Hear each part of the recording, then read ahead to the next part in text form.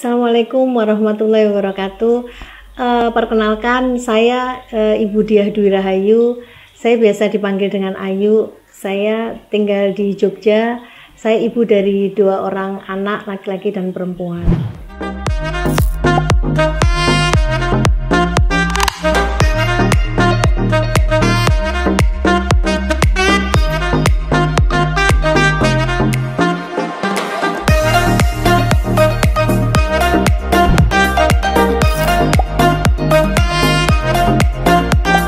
Hobi saya itu traveling, Mas. Hobi saya itu traveling, jalan-jalan. Jadi memang bisnis yang saya tekuni sekarang ini kayaknya nyambung dengan hobi saya gitu. Jadi saya ini klien saya kan memang lebih banyak di luar Jawa.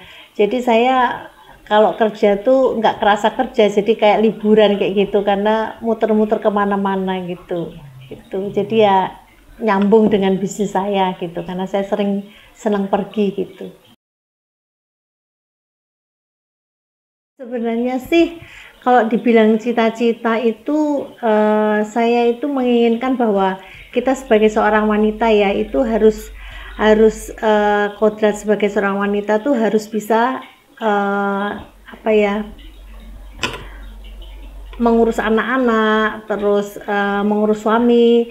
Tetapi kan dengan pekerjaan yang maksudnya kalau kita pekerjaan yang waktunya harus dibatasin itu kan agak susah mengaturnya. Jadi memang dari dulu keinginan saya adalah bagaimana kita sebagai seorang wanita, kodrat kita wanita bisa bekerja tetapi rumah tangga juga bisa terurus dengan baik. Lah salah satunya ya yang pas ya seperti sekarang ini, karena kan kalau sekarang ini saya bisa mengatur waktu, bukan saya diatur waktu, seperti itu. Kalau sukanya sih kayaknya sebenarnya lebih banyak sukanya ya Mas, karena memang tadi saya sampaikan bahwa bisnis saya ini adalah ya konsultan yang marketing komunikasi. Jadi karena saya memang senang ketemu dengan banyak orang, saya senang ngobrol, saya senang jalan-jalan ya. Jadi senangnya ketemu dengan berbagai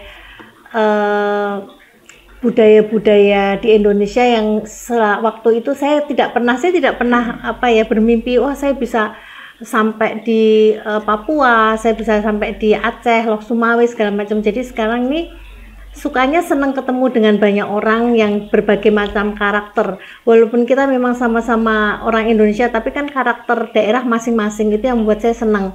Jadi saya bisa kenalan dengan orang Aceh, di mana orang Aceh itu seperti apa. Saya ketemu dengan orang Padang seperti itu senengnya gitu loh.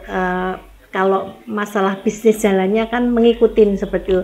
Tapi ya ada nggak enaknya juga karena memang saya harus pergi jauh gitu, harus pergi jauh. Jadi kadang tapi selama ini juga masalah waktu saya masih bisa handle lah. Tidak ada bisnis atau apa yang nggak ada masalah, pasti ada. Tapi saya punya prinsip bahwa masalah itu adalah bagian dari kita belajar gitu, bagian dari kita belajar. Jadi misalnya karena klien saya itu di luar Jawa, seringkali misalnya seperti pengiriman barang mengalami keterlambatan, itu pernah sering terjadi seperti itu. Tetapi berjalannya waktu akhirnya kita menjadi belajar, oh ini harus spare waktunya, kita harus diperpanjang, atau mungkin yang tadinya mungkin janjinya 1 minggu, kita jangan bilang 1 minggu, jangan mepet-mepet jadi 3 minggu atau 1 bulan gitu. Paling seputaran itu saja sih Mas ya, karena memang karena jauh kan, jadi mungkin kadang pesawat nggak ada yang terbang.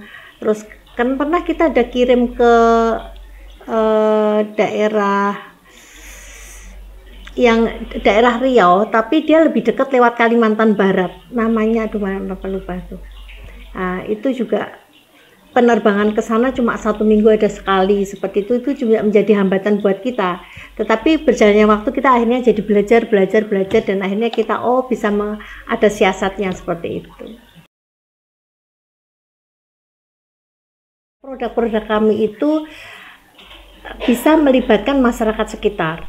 Artinya kami ini produk-produk kami itu adalah produk jasa, di mana jasa itu menghasilkan produksi, di mana produksi ini adalah kaya daripada sumber daya manusia, dan sistem daripada kantor saya ini memang saya minimal SDM.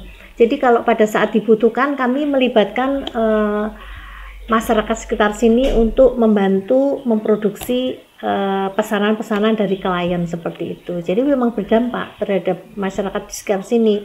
Banyak juga ibu-ibu yang maksudnya kita kiatkan untuk membantu pekerjaan kami, tetapi hanya freelance seperti itu. Saya sangat bahagia dengan apa yang saya tekunin sekarang, karena yang paling membuat saya bahagia adalah saya bisa mengatur waktu saya, bukan saya diatur oleh waktu. Itu yang membuat saya bahagia. Jadi saya bisa lebih maksimal untuk beribadah, saya bisa lebih maksimal untuk mengawasi anak-anak, dan itu yang membuat saya merasa merdeka menjalani bisnis ini. Kalau saya mempunyai prinsip bahwa wanita itu harus bisa mandiri ya, terlepas dari kodrat sebagai wanita adalah tidak di atas laki-laki ya, artinya kita tetap harus bisa mandiri dan harus berjuang ya. Menurut saya hidup ini tidak bisa kalau kita hanya mengandalkan orang lain. Kita harus bisa menciptakan suatu kreatif apa yang bisa menghasilkan, karena memang sebenarnya kalau kita tuh mau berusaha itu apapun bisa. Jadi pesan saya juga, kita wanita harus mandiri dan harus kuat.